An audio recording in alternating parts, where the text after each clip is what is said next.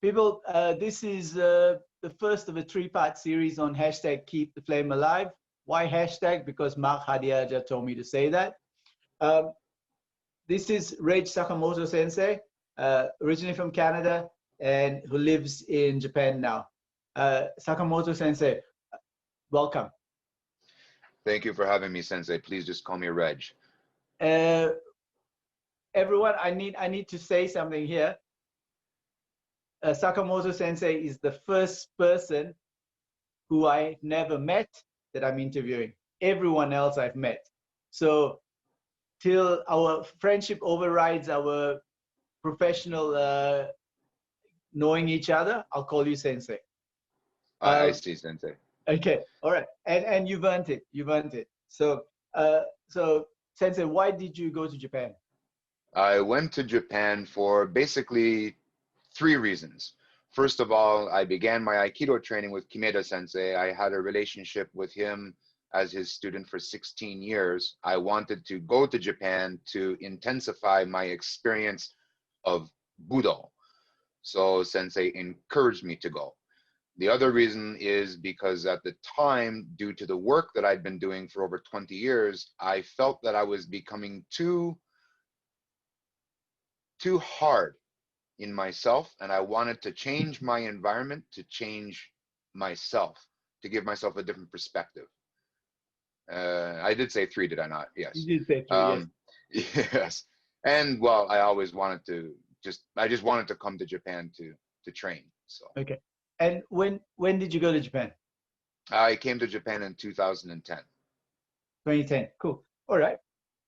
And what martial arts do you do now? So you started with Aikido in Toronto.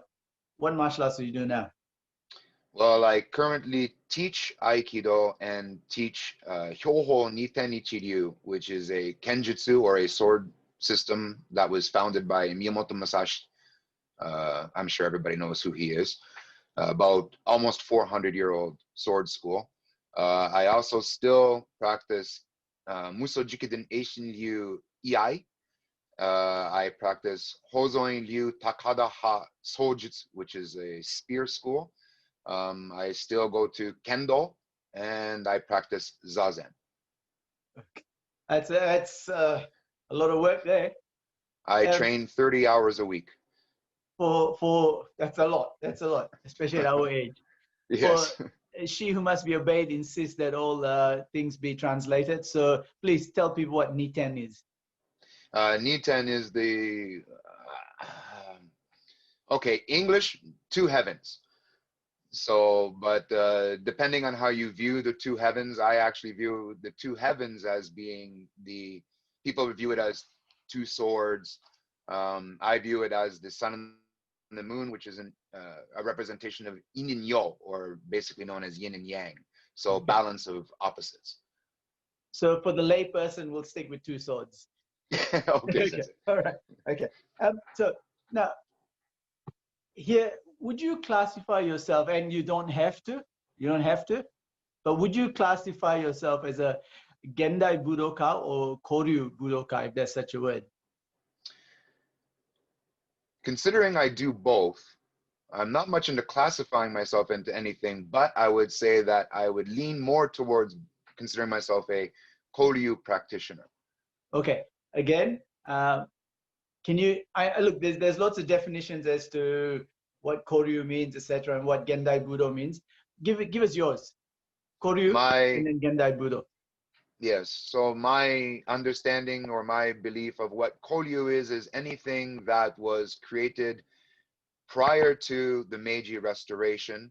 So the Meiji Restoration existed in 1867, and therefore Gendai Budo being anything, relatively speaking, that was created after 1867. Okay. Depends where you read. Sometimes some people say 68, 67. Between the Meiji, it's 69. So yeah, it's all up in the air. So now this is where we get tricky, right? What are some of the major or common criticisms that Koryu have of Gendai Budo? I would say the major criticism that Koryu has of Gendai Budo is that many of it has been turned into a sport. So they felt that they have lost the meaning of the word Budo. And do you agree with that?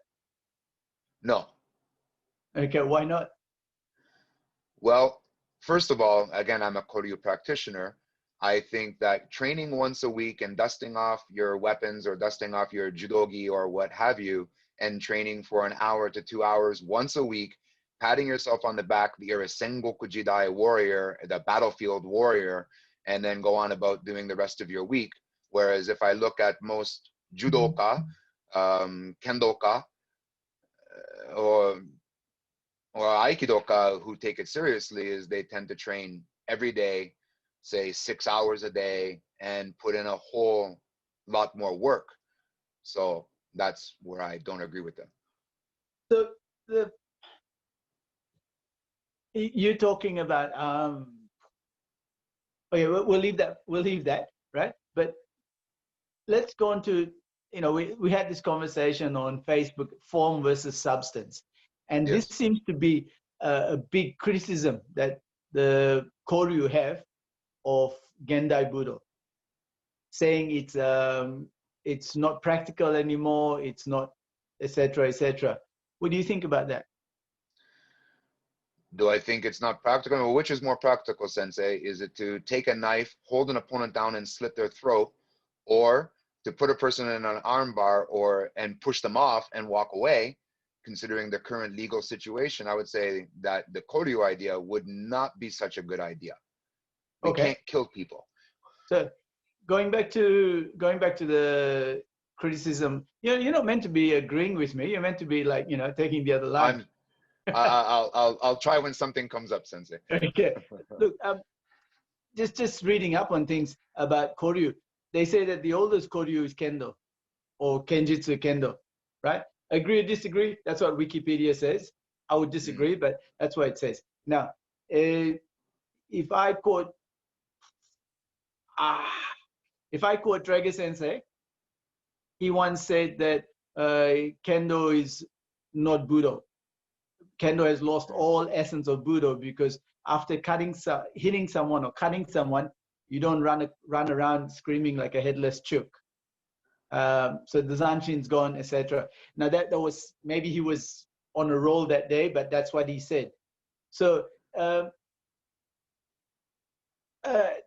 a lot. I think personally, I think that a lot of the criticisms of Gendai Budo are quite correct. We've lost the Reiho to some extent. We've lost the Zanshin where, judoka go ippons like that and celebrate a win. But I think that Koryu has lost the right to criticize us. I'm sorry, I agree with you. Well, I'm going to quote Alistair Thompson here, the great Alistair Thompson. Kyudo, it's a lot of work to miss a target. Yes. So where is that? Where are we now? With Gendai Budo is the child of Koryu. Where are we going? Where have we come from? Where are we going? Well, I think we've come from, I think Budo moves into what society shapes it into being. If you want my personal opinion about the snowflake culture with which we currently reside in, where, everything is hashtag me too and hashtag, feel sorry for me, where is Budo going? I'm not sure. We have to keep it relevant because we have to keep students coming in, or people who run a dojo professionally have to keep students coming in. Myself, I personally, if I have no students, I'm quite fine with that. So, yeah, we have to keep it relevant to society. So I think, in my opinion, the best way to keep it is to have a code of conduct. So one keeps oneself, adheres to a code of conduct and a code of, not morality. I don't like to use that word because that morality can be construed in many different kinds of ways with Judeo-Christian or whatever else. But I think we need a compass with which to guide our actions. as far as fighting techniques, it has to stay relevant to what society is. And we're no longer an island nation in Japan, or, you know, at one time capoeira in Brazil was in the favela or the slums of, like, you know, Brazil, and was used by, you know, the African slaves that were brought over to Brazil to preserve themselves. I mean, it was relevant in their society. They didn't have to deal with a Filipino Kali master. You know, it's that the world has become so much smaller, and that we have so much more interaction, that, well, then it all needs to evolve in some way. So this code of conduct you're talking about, what is it? Duty, loyalty, honor, respect. So look, I try, I don't succeed, but I try and model my dojo after the Yoshinkan Hombu dojo of the 80s and 90s. I try, right? I've seen Shoda Gozo Kancho be two totally different people on the same day. One, when we were training with the police, he came across and just barked at everyone and just, you know, literally ripped everyone a new asshole. And then in the evening, in the Ippon class, he came along and he was jovial as anything. So to do that, to have that kind of dojo where you have lots of people, you do need to sell yourself a little bit. I'm not saying Kancho was selling himself, but that code of conduct has to vary from Uchideshi to Senshusei to Kenshusei, Ippan. Do you know what I mean? I understand what you're saying, Sensei. I disagree with you, though. Please, go for it. I disagree with you in the sense that I don't view a code of conduct as personality. Personality is, I mean, the personality of a teacher being fire or ice. You know, this moment with these students, I'm fire. These other students, I'm ice. You know, I'm cool. I'm friendly. You know, these students I treat harshly. I don't think has to do with the code of conduct. Duty, obligation is not my personality. Duty and obligation is I do what is correct because I have a duty to uphold. I have an obligation to uphold my duty.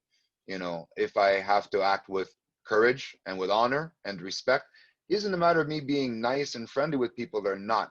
That is English, not related, So, in my opinion. Isn't it hypocritical to let some people get away with certain things and accept certain behavior from other people, which is what happens in all dojos? Absolutely. So isn't that critical? Isn't that isn't hypocrisy, you know, a main no-no in any code of conduct? I would believe it is, yes.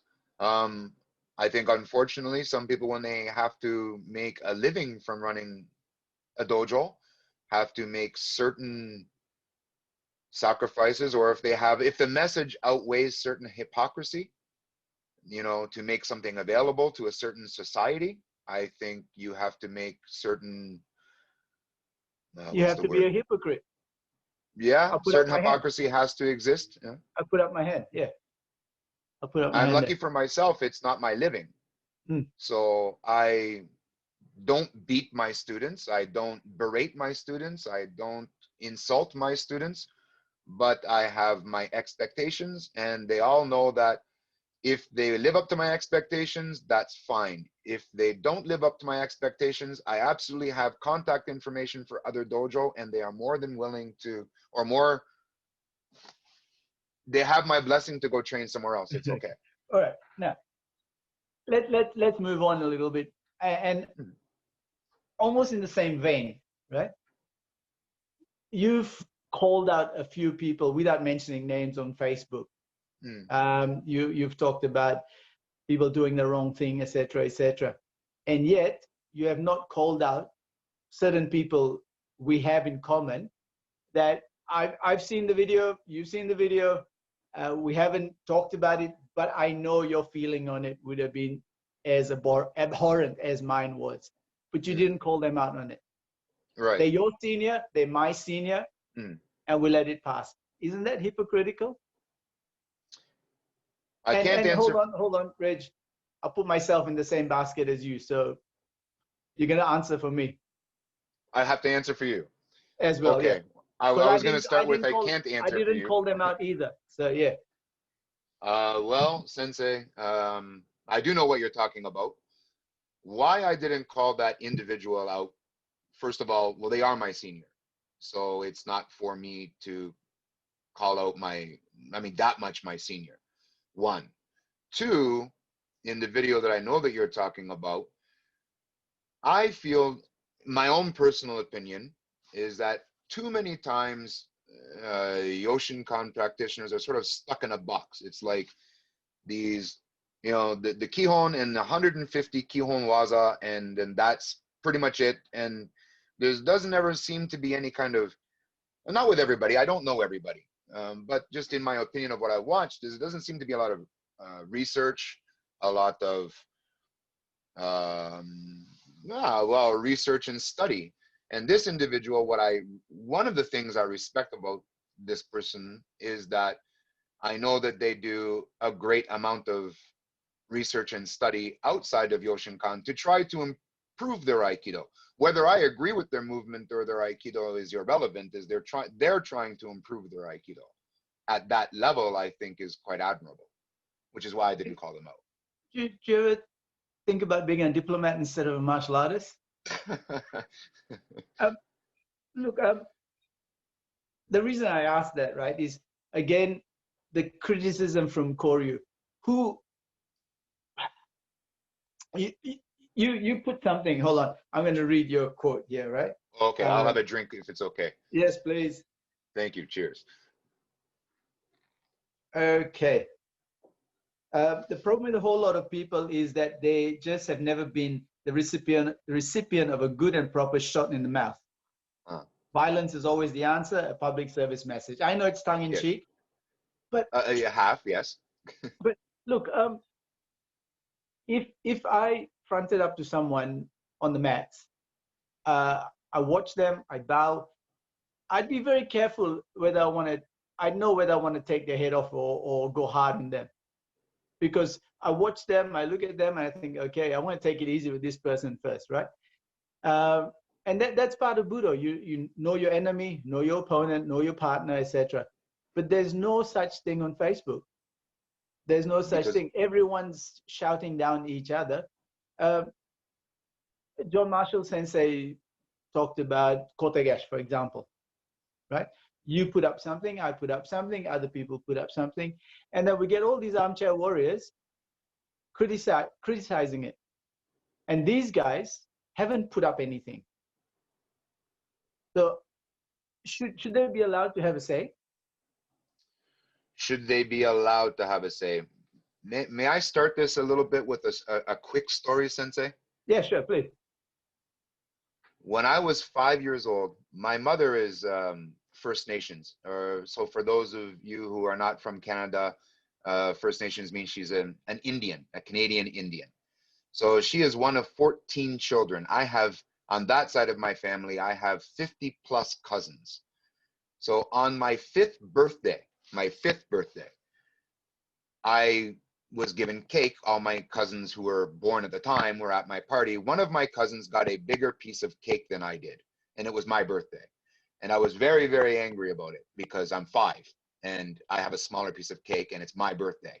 So I proceeded to yell about it to my mother that it's not fair. It's my birthday. Why does he have a bigger piece of cake than me? And my mother, this is probably the best lesson I ever received. She grabbed me by my face and she pulled me face to face and looked me deep in the eyes and said, Reg, life is not fair. And sometimes people get a bigger piece of cake, whether they deserve it or not. Life is not fair. The sooner you understand that and realize it, the better along in life you're going to get. Now that, as far as I was concerned, was a very difficult thing to understand at the age of 5. But as I've grown older, it's definitely one of the things I've become most to appreciate. Now, back to keyboard warriors who like to type and criticize. Who can criticize? Anybody can criticize.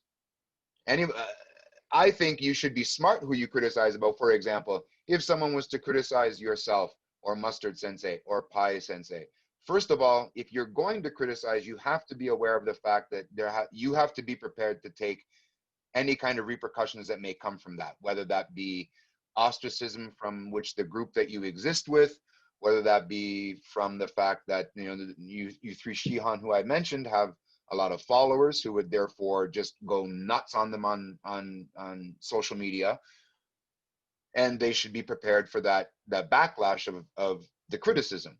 When it comes to criticism, if it's against myself, and I've seen criticism against me, and some of it, you know, deservedly so, I'm quite personally fine with it. First of all, because I find it amusing, and second of all, because, well, they cannot probably criticize my technique more than I would criticize my technique. I'm the biggest critic that I have. The thing is that if they were standing in front of me, would they still want to criticize me? Well, that depends on who that person is. And I would probably say, you could ask Spike. They probably would be very careful what they had to say in front of me. Yeah, no, fair enough. So criticism, should you know, people who do Gendai Budo take criticism from Koryu seriously? No. Should someone who is a sixth dan take criticism or compliments from a shodan? Well, should they? Personally, I mean, I look at any kind of, I mean, I've been raised strangely in my own family and in my Budo life. So any kind of a compliment makes me feel very uncomfortable. That's just me, because I always tend to look at it as, if you're complimenting me, what are you trying to get from me? That's just the way I'm wired. You must be Asian like me. Well, I'm not as handsome as you, Sensei, so that'd be difficult.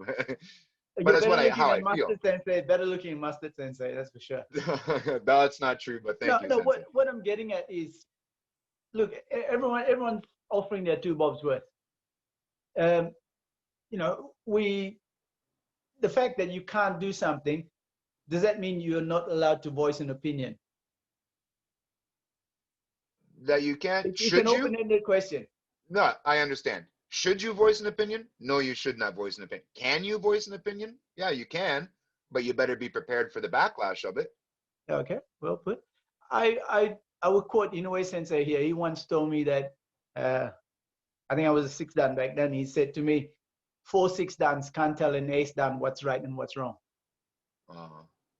It's like, you know, but yeah. I'd hasten to add that he'd listen to the 6th dan's opinions first and then make a decision. Right. Yeah. You know, but right. It's very true. You know, you cannot say to your teacher what's right or what's wrong. You know, if he asks your opinion, yes, but otherwise, no.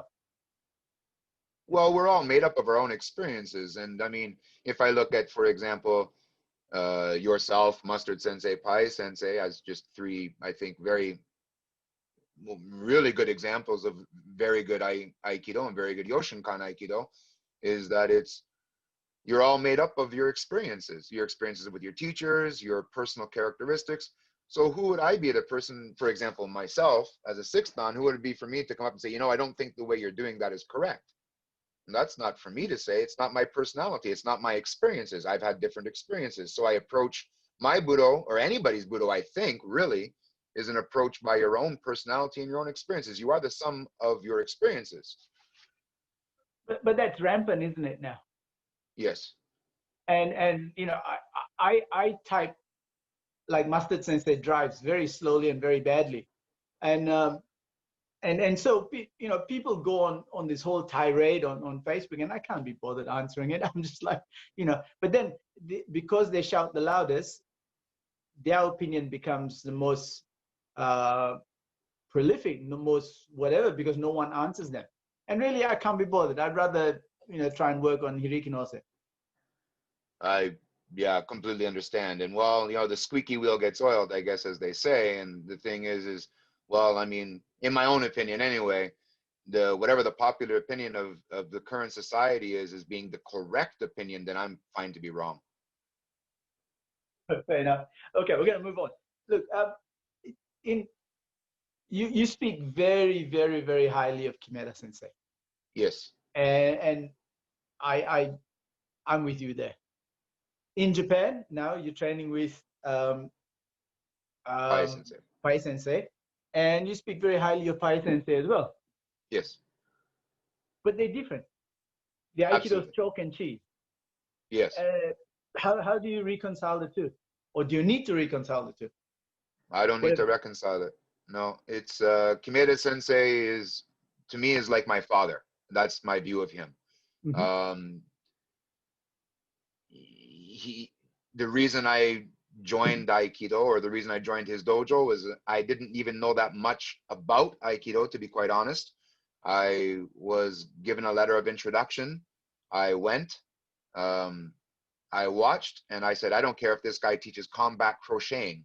I want to do what he's doing. Mm. And I just liked his presence. I liked his personality. I liked his waza. I just liked everything about him. But I have many teachers with different arts that I study, and every teacher is so completely different that I can appreciate where they're coming from. Pai Sensei is such a completely different individual. He's very mellow. But I can appreciate what went into making him who he is and where he's at. And so I like to see if I can, temper myself from this person and temper myself from that person, because, well, I'm a completely different person than all of the above mentioned. So. And what would you say are the similarities between, we just pick those two teachers, okay? There are similarities that has endeared you to them, or them to you. Very strong work ethic and a very strong commitment to basics. Okay, cool. All right, now going back to the main thing about this interview. All this has been part of it, but the main thing, foreigner in Japan. Firstly, your Japanese is really good. The word gaijin, is that derogatory? Yes. Really? Yes. Please explain. Well, properly to refer to is referring to somebody as a gaikokujin. Now, that is an outside country's person. So gai means outside, koku is country, and jin or nin is person. So a gaikokujin is an outside country's person. To say a gaijin just means outside person. So if you understand the concept in Japan of inside and outside, so you're inside a group or you're outside of a group. And that's very important in this country to be inside. So anything considered outside is considered distasteful. So why is gaijin? Well, Japanese don't have swear words like we do in English, which I find really frustrating. But I've learned, for me, swearing is like a second language. Really, I'm fluent in that. So, I mean, but it's the tone of things said. It's certain words that are used that are said that are ways to, just as a complete example, you. So anata, you. If I say anata, it's polite. It's you. If I say kimi, it's more friendly, but it's kind of derogatory. It's kind of an adult speaking to a child. You, kimi. If I say omae, omae wa literally means the great front, but it means you. But if I say omae, it's really rude. But all I've said is you. There's no F shot. There's no nothing. I mean, I just said you. So Japanese don't really swear the way we do in English, unfortunately. So yeah, it's the words you use that make the difference, that make it rude or polite. Yeah, Reg, sorry, Sakamoto Sensei. I want to talk about racism in Japan as well. But before we go there, can you tell me a bit about your childhood and growing up, if you don't mind? I don't mind at all. So my mother, as I said before, is First Nations, so is a Canadian Indian of the Mohawk Nation. My father was from England and moved to Canada when he was 14. They married. I'll get a little bit into that because it shapes kind of who I am. My mother, one of 14 children, her father and her mother, so my grandparents, both were raised in residential schools. So where the government of Canada came and removed Native children from their homes and put them in schools. And well, anybody can look on Wikipedia or look on the internet and find out the atrocities that were committed. Same thing in Australia. Yes. Yeah. So my grandparents grew up through that. My mother was a nurse when she was going in the mid 1960s, going to nursing school in a town called Brantford. which has a large native population in it. She went to go into a store, and the store said, no Indians, especially no squaws allowed. We're talking Canada, 1967, you know. And my mother said, because in Mohawk language, squaw is a very rude word. So my mother was like, well, I'm not a squaw. So she went into the restaurant, or into the store, and some Caucasian gentleman decided that she didn't belong, dragged her out and slapped her around. My mother went back, took a picture of the sign, and then showed it to us kids, showed it to us as kids growing up, saying, you know, remember, this is how society views us, you know. So yeah, that's so my father was I don't know why my father hated women. He was a bigot, and he was an alcoholic, and so he used to beat my mother and beat me and my brothers on a consistent basis, I think more of like a sport. I think he was an Olympic contender. He had a lot of anger issues, so we left him when I was 9, and my mother raised 3 boys by herself, only working part-time as a nurse, because working full-time she would never be home, and no government assistance or nothing, and she did the best that she could do, and she is a stellar human being. Wow, amazing woman. Yes. Yeah, that's me. Okay. That's how I grew up. So, okay, and racism in Japan. Racism in Japan? Of course there is. Absolutely there is. Some parts of it I enjoy. For example, when I sit on the train, people will not sit anywhere near me, and that's great because I have a lot of room. When I go to the spa or to the community bath, when I go to the community bath, I go in the bathtub, everybody gets out. So it's great. I have a lot of room. I really like it. Nobody will touch anything that I have touched. So if I go to hand it to them, they won't take it. And if I've touched it, they won't pick it up. Well, to say everybody, that's not actually fair, because that's not everybody. But that is a large amount of people. Now, I live in Nara. So I live in a quasi countryside part of Japan. It was the capital of Japan 1,300 years ago. A 10-minute walk from my house is the ruins of the capital from 1,300 years ago during the Nara period. So they're a little bit backwater in the way they think of things. But in some other ways, better than when I've gone to Tokyo. There's a general sometimes disdain and look. Women will clutch their, you know what, in Canada, I have a majority of my friends are from the Caribbean, Jamaica, Trinidad, you know, this and that, are the majority of my closest friends. And I know what happens to them in Canada all the time. A woman is walking on the street, she sees him coming, she clutches her purse and runs past, or she crosses the other side of the street to run by. And I can't empathize because I'm not a Black Canadian, but I can sympathize in that the same thing happens to me here. You know, and I just think it's funny because I always say, I'm not going to rape you. If I'm going to go to jail, and why is it always ugly girls that do that? I don't know why, because if I was going to go to jail for rape, I'd at least pick like a beautiful woman. Why would I? It's always the ugly girls who run away and act like you're going to rape them. I'm like, well, I've got more sense than that. You know, sorry, that was a bad joke. No, a bad joke, yeah. But let's leave it. Look, there's levels of racism in Japan. Yes. And at the bottom of the rung is dark-skinned people. So yes. I faced it, and it was a lot different when I first went there in the early 80s.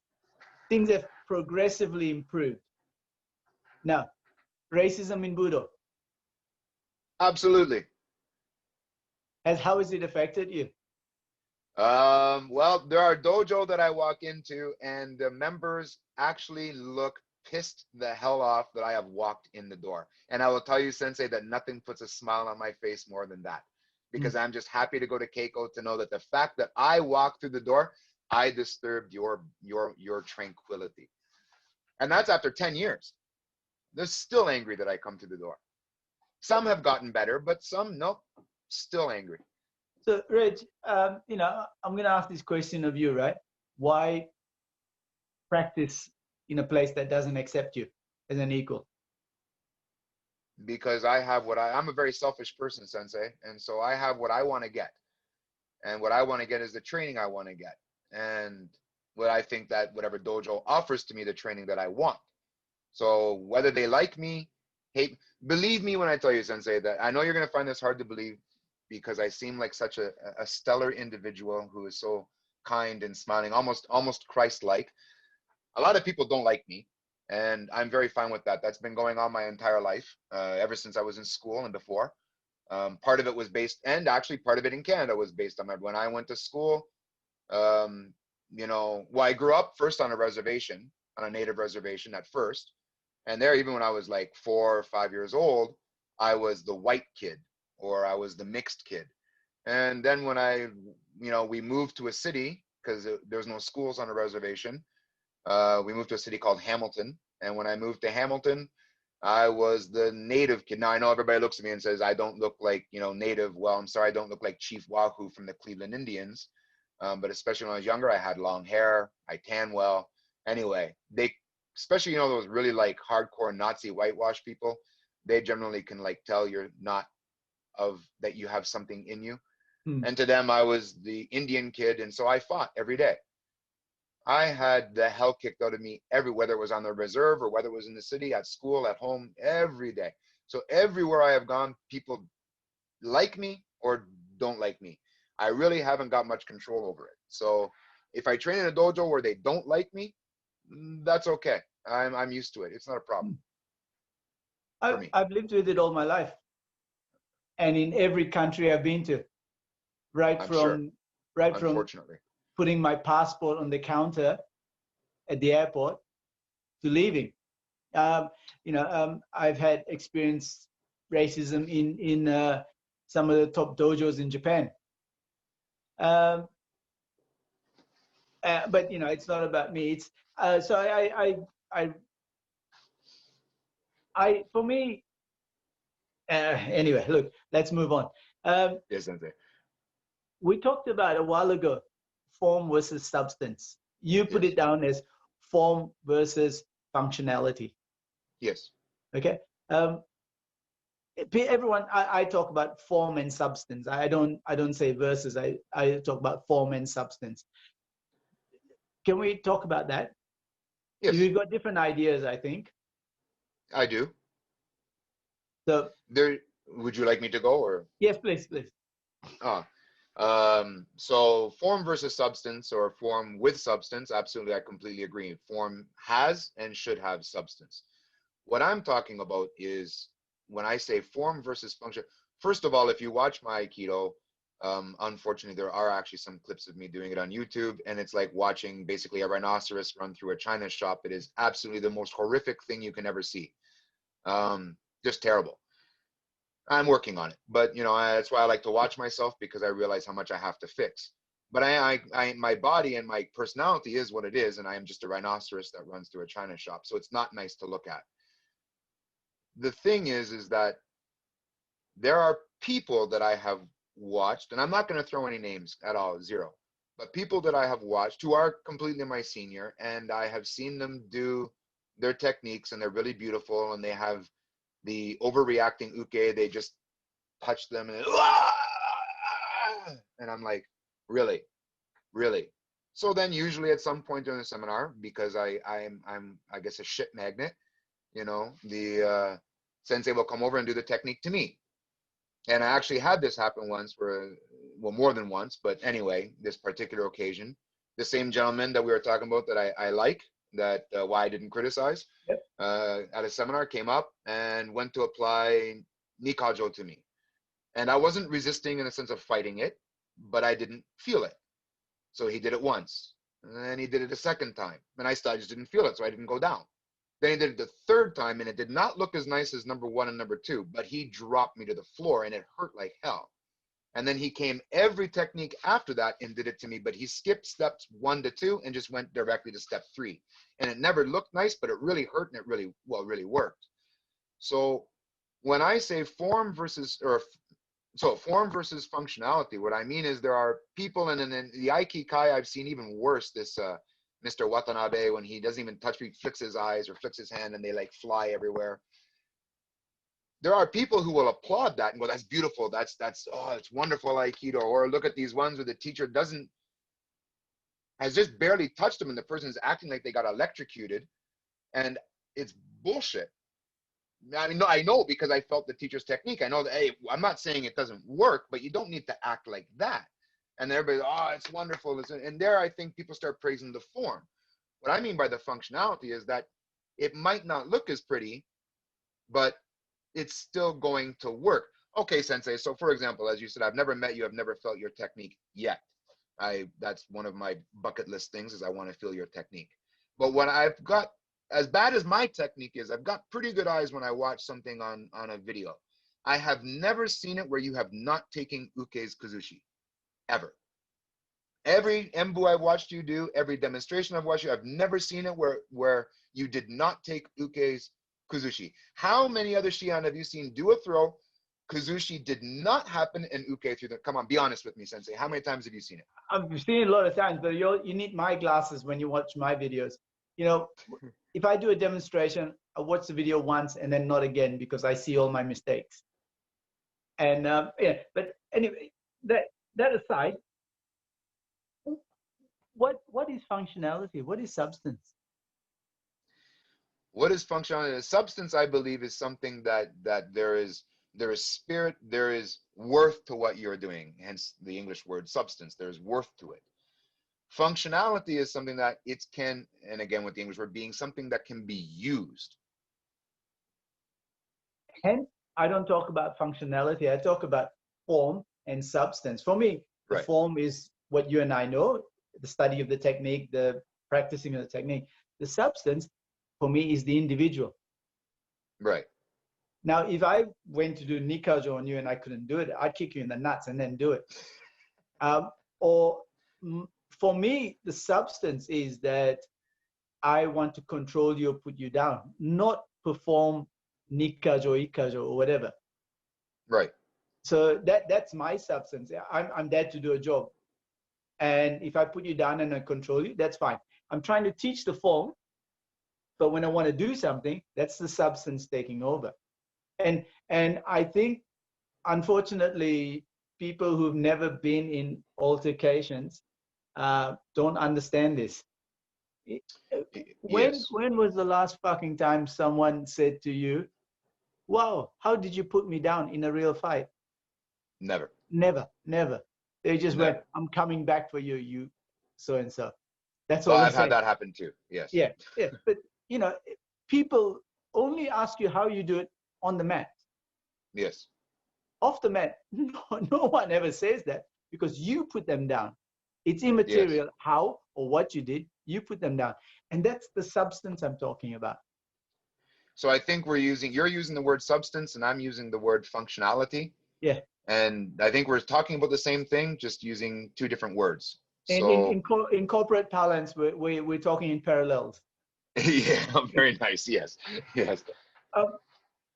But it's something that's very important because everyone talks about martial arts building the person, getting better, and then everyone's still trying to do a Nikajo or Sankajo. I'm standing on the door of a club.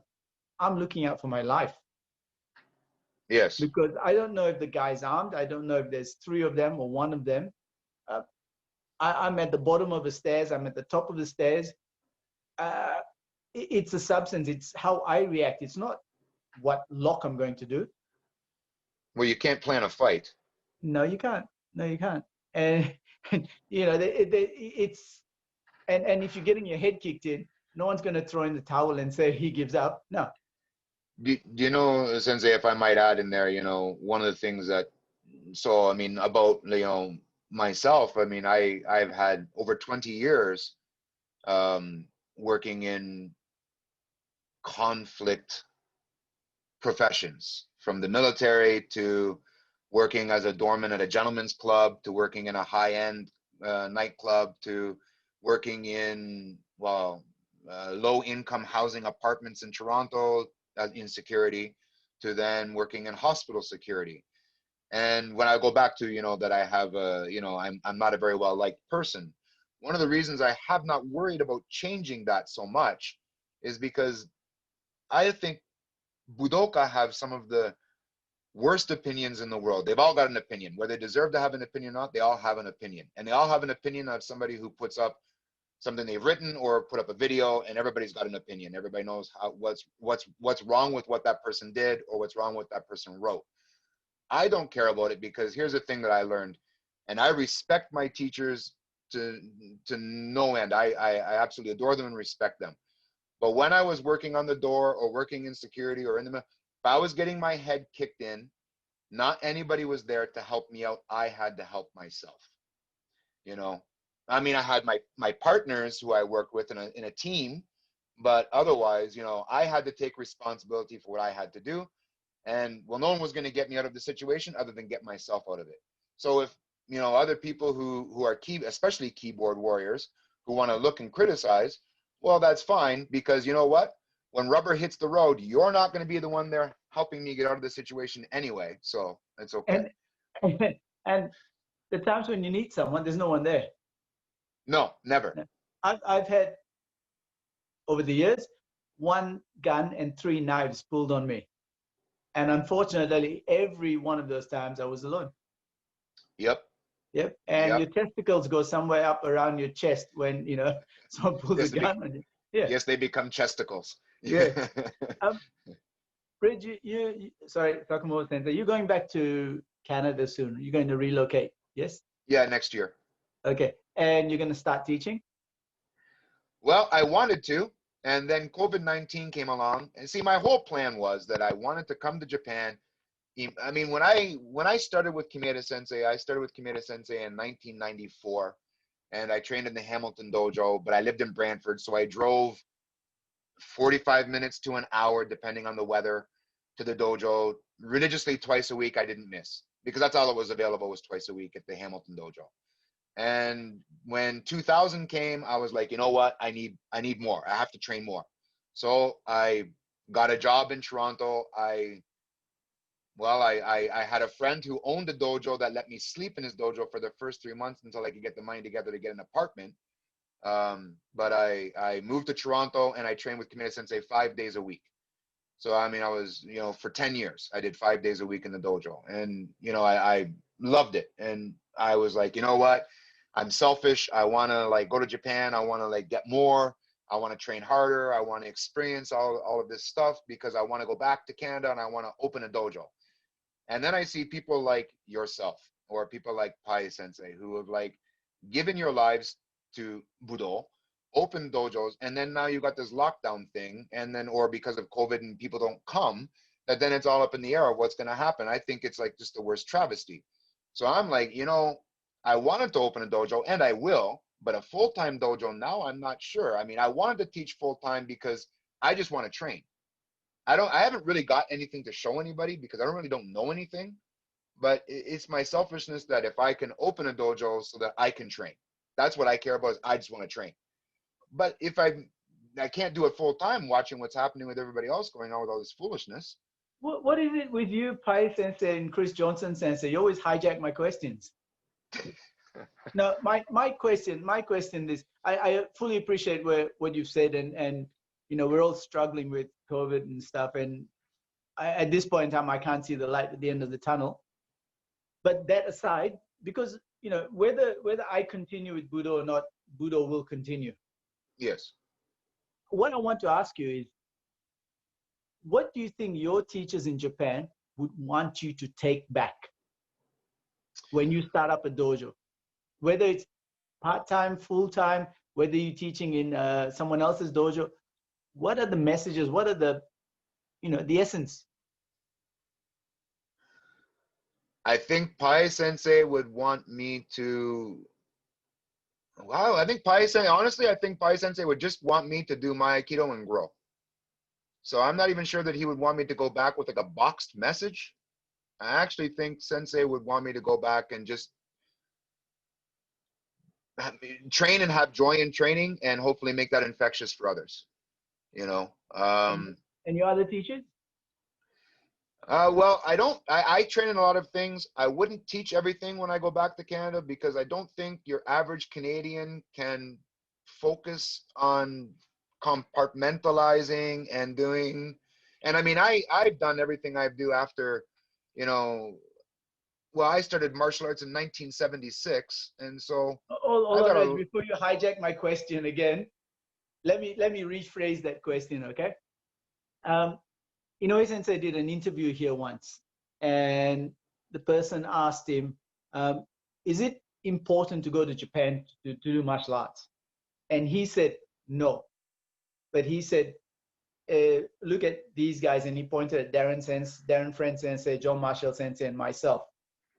And he said they've spent a lot of time in Japan, they've been there many times, and they know what to take and what to leave. Their students won't have that first-hand experience. And then their students, again, will be twice removed. And so the choice of what to take and leave gets withered away. And I thought that was a really good answer. So to rephrase my question, what do you think the essence of what your Japanese teachers, you've drunk at the font of knowledge, so to speak, what do you think they want you to take back, preserve, etc.? integrity. I think they want me to teach the integrity of the training. One of the things that I would say that every single teacher that I have here in the different arts that I train, they all conduct themselves with integrity. So they're honest. I mean, at least honest to themselves. They are sincere, and they train with integrity. And I think they want me to take that back to Canada. Canada and Japan, I mean, you're talking completely two different cultures. And I've talked with my students here about when I go back to Canada is I have to decide what will work in Canada and what will not work in Canada, because it's not Japan and it doesn't need to be Japan. So then my Budo needs to evolve and change to fit the society that I'm in, but maintain the integrity. And in 5 or 10 years' time, I'm going to ask you the same question. And it'll be guaranteed different, Sensei. Different, definitely. I'd be disappointed if it was the same. I think the principles would be the same, but the actual answer would be different. Yeah. Well, probably yes. Okay, so we're gonna look at winding it up now. Couple of questions. One, briefly, Shuhari, your version. I have my version. What's your version? So take, break, and leave. So for me, the shu is learning the form. So learning what the form is. So if I'm doing ikajo, the 1, 2, 3, 4 of the movement of ikajo, memorize basic rote memorization of form. The ha, so the break, is to break it all down and understand the liai, the reasoning behind why I move this way, why do I move that way. So I have always told my students, and I believe in my experience with martial arts, that you don't win a fight with a technique. You win a fight because you understand principles. Because a technique is never going to work in a real life situation. You have to use the principles to make what makes the technique work. So the engine that runs it. So first you have to build the body of the car, and then you have to study and put in the engine of the car and understand how it works and why it works. And by that I'm talking about technique. Then I think the li, so shuhari, so the li of it is leaving it. And I don't think it means leaving the principles and the technique behind. I think it means that no matter what attack comes your way, no matter what happens, that you are always in a position of balance. That you're always in a position to apply the logic of a technique. It might not be because you haven't planned a technique, but it just, the logic and the form have been burned into you. And so therefore you don't need to even contemplate it. It can just be used freely. And are those 3 individual stages, or do they coexist? No, it's constant. For me, it's a constant cycle. Cool. Good. Now, we're going to be winding up here. Would you recommend people go to Japan? It would depend on what they want. Would I recommend them for Aikido? Yep. There are good dojos here, and there are really good dojos outside of Japan. So I think that to come to Japan to get good Aikido training, not necessary. You have fantastic teachers outside of Japan, so you don't need to come to Japan Why do you want to give yourself the stress? I mean, why do you want to be in a culture where you don't understand the language, where you don't understand the cultural expectations, where, I mean, I can't answer, people tell me in Tokyo it's different, but here where you don't have air conditioning and you don't have heating, so in the summertime you die, in the wintertime you die. There are no changing rooms, so you change on the floor, and the women come up with their omiyage, and they're, oh, I brought this back from, and it's like, yeah, can I finish changing? I'm standing here with my junk hanging out. Can we just hang on a second? You know, teachers that are saying things to you, yelling at you, you have no idea why would you want all of that? People, when they always say, oh, you're living the dream. I'm like, what dream? What dream are you talking about? Yes, my dream is always to pursue Budo. But I mean, I just had a weekend where it was like, with the Humidex, it was like 46 degrees. And when I teach my Kenjutsu class, it's taught outside. So I did 2 hours of spear in the morning. At an hour break, I did 2 hours of Kenjutsu training. And by that, I mean that I only have 2 students and I train with them. So we do 2 hours together. It's not me standing and pontificating. And it was 46 degrees and the sun was just blaring. And I was about as close to throwing up as I've been in a long time. I had a pounding headache and I lost 4 kilos in sweat in one day. I'm not even kidding. You want humidity? Come to Malaysia or Indonesia with me. I'll show Oh, you I the bet. humidity. Oh, I bet. I bet. Now, I would still recommend people go to Japan because that's the only place you can get the Japan experience. But more importantly, every one of those things you mentioned actually shaped me into who I am. Maybe that's not a good thing. I don't know. But you know, 3 months living in the Kogane dojo was hard. Was hard.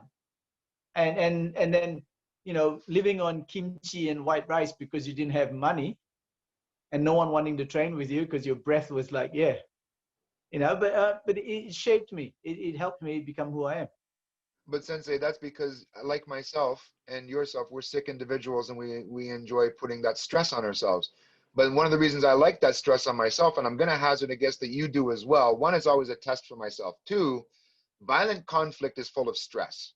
So I believe that you need to put yourself in stressful situations so that your mind can be comfortable with stress.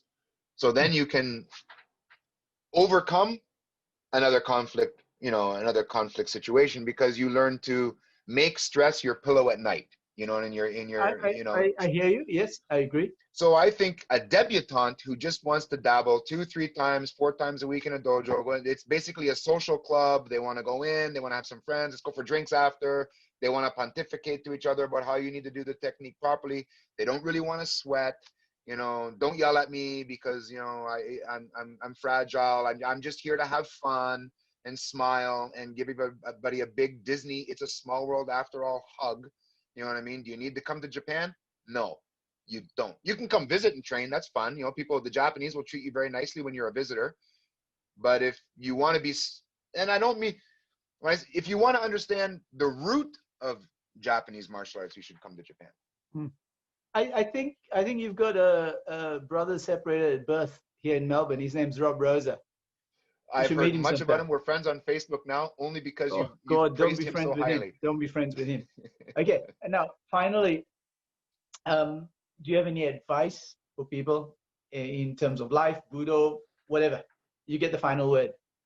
Okay, I can't give anybody advice on life because I think I've made mine pretty much a good mess as it is. So I would hate to be responsible for that for anybody else. So my advice on Budo, and if it's with coming to Japan and training, is this: Japan is not Tokyo. So if you want to make the trip to Japan to train, here's my suggestion, because you're going to have all these stressful moments. First of all, there are many, many, many different full-time Aikido dojos that exist, and not even full-time Aikido dojos that exist. Take the time, travel to Japan, visit those dojos, try them, see what fits with you, see what fits with your character, see not just the dojo itself, but the city, because Nara is not Tokyo. You know, Hokkaido is not Tokyo. Okinawa is most definitely not Tokyo. It all has different language. It's all Japanese, but they all have their own slang that they use. It has a different culture to it, different expectations. So you need to move around, visit Japan, train, you know, say 10 days, train, you know, go back to your country, another year, 6 months later, come back, whatever you can afford and you can do.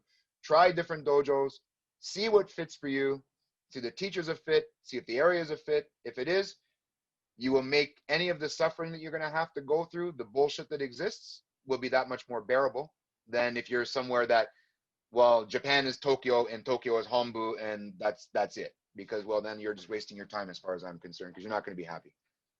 Unless that's a fit for you. You and I didn't do that, did we? No. Okay. All right. They say you only get good at anything by doing stupid things. Yes. By being foolish. Sakamoto Sensei, thank you very much. It's been a pleasure and an honor to talk to you. And everyone, that's the first in a 3-part series. Next, we have Jimdo Sensei. Thank you very much again, and it was a pleasure and an honor.